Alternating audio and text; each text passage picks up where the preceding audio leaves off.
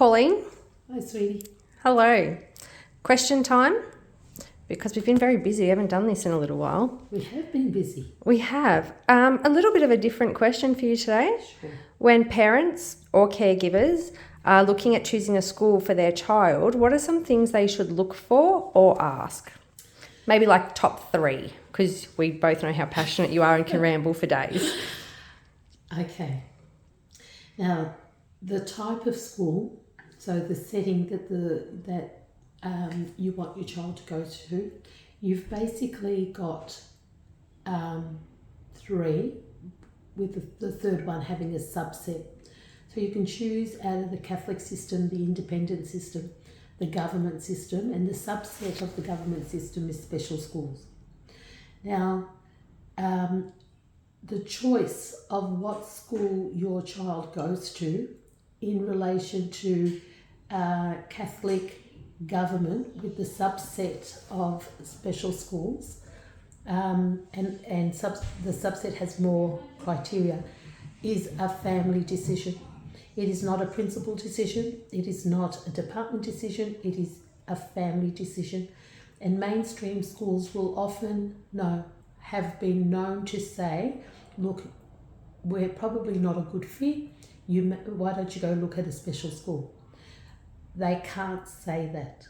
That's not their decision. If it's a government school and it's your zone school, you have every right to send your child there if that is what you choose and you think that is the best for your child, and no one can say no to that.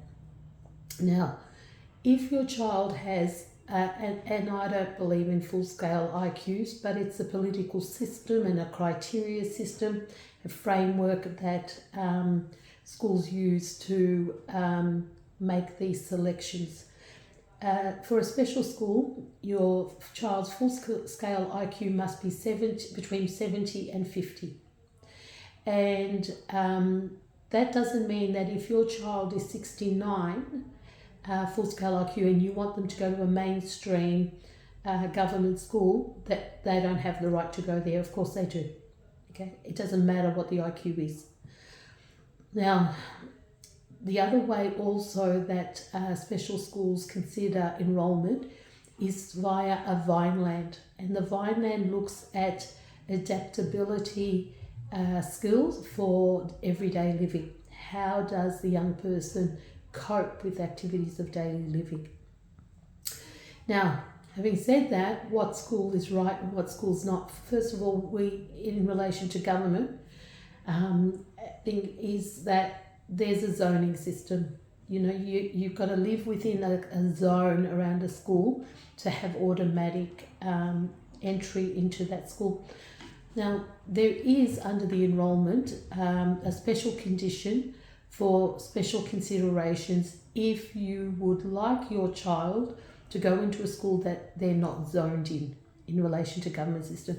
But you have to enroll in that school, you have to get a knockback, unless you're lucky enough to be accepted out of zone. And generally we get a rejection. Then we create an application for appeal or review to the regional area of the Department of Education, and we state the reasons why it would be really good for your child to go to whatever school it is. That is a really difficult process, and it can take a very long time. Is it supposed to be like that? No. Is it like that? Yes. In relation to Catholic schools, it's about approaching those schools and having a discussion with them. Same with the independent schools. Now, which school is best? Unfortunately, it's potluck. You can have a school that has the most brilliant leadership team with the most thorough understanding of neurodiverse needs, and your child is put in a classroom with a teacher who doesn't have that capacity, understanding, or even empathy, and your child will have a horrible year. You can go to a school where leadership doesn't have that understanding, that knowledge, but your child be put in a class with a teacher who is absolutely brilliant, who has that empathy, who can adapt things to the need of the child, and implement the strategies of the ILP, etc. And your child, even though leadership isn't great, has the most amazing year, because relationship is everything.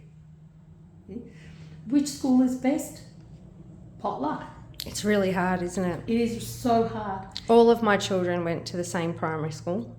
Yep. One still goes there. Yep. The other two have moved on to secondary. Yep. My oldest two children, same principal. Yep. They got one amazing school. Yep. The last child, we could say, goes to a completely different school. Yeah. And it's the same school. Yes.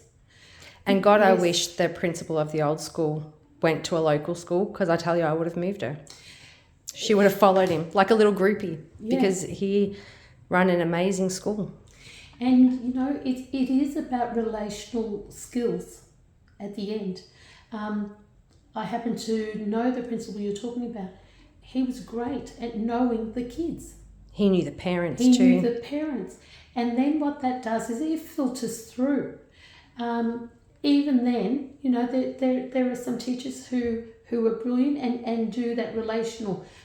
Do you know what was really sad for our school? Not only did we lose an amazing principal to a new school, the amazing teachers followed him. Sometimes that happens. So I can't give you the answer you want. There is no black and white answer. Go and visit a lot of schools. I will give you this though. Go in the office. Go and talk to the people behind the desk and get a feel for them. If they get up and they're smiling and they're welcoming, that usually means that's the ethos that's being promoted in the school. Okay. If you go into an office where the people stay at their desk, they never get up, they look at you, they know you're there, but they finish doing what they're doing and they're rolling eyes, that's an indication as well. Check that out as the first instance. I'm sorry, I can't give you a better answer than that. But we can tell you we're here to support you if you need it. We're here to support you if you need it. Have a good day. Thanks, sweetheart. Bye. Bye.